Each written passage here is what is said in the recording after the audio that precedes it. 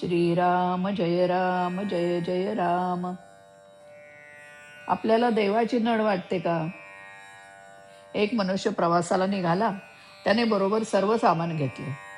तो पान तंबाखू खाणारा होता. त्याने तेही सर्व साहित्य बरोबर घेतले होते. गाडी सुरू झाल्यावर थोड्या वेळाने त्याने पानाचे साहित्य काढले. तेव्हा त्याच्या असे ध्यानात आले की आपण चुन्याची डबी विसरलोय. त्याने पुन्हा पुन्हा सामान हुडकले. त्याला मोठी चुटपुट लागली. कुठे काही पडल्याचा आवाज झाला की त्याला वाटे चुन्याची डबीच पडली.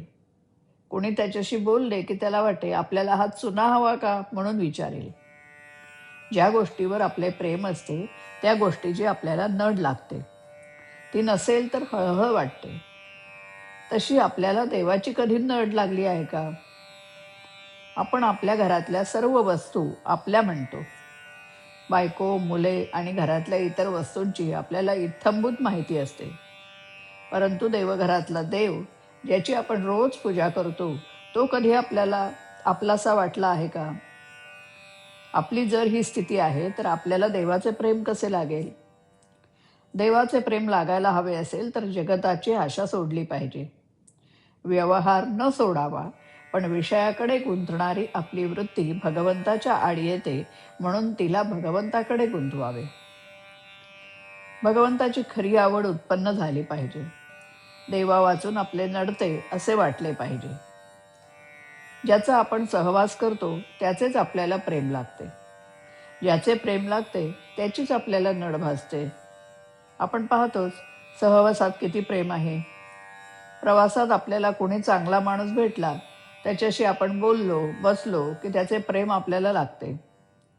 तो त्याच्या स्टेशनवर उतरून जाताना आपण त्याला म्हणतो, तुमच्याबरोबर वेळ किती आनंदात गेला.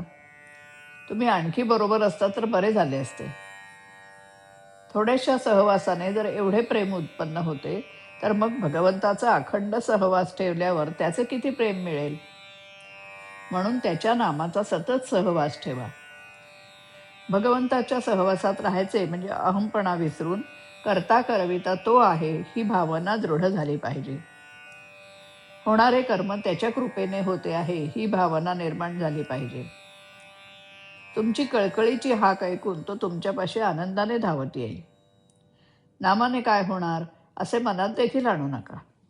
नामात किती शक्ती आहे याचा अनुभव नाम घेऊनच पहा. ज्याला नामाचे प्रेम आले त्याने भगवंतालाच आपलेसे केले यात शंका नाही. नामस्मरण करता करता मनुष्य क्रमाक्रमाने प्रथम मुमुक्षु, मग साधक व पुढे सिद्ध होतो. श्रीराम.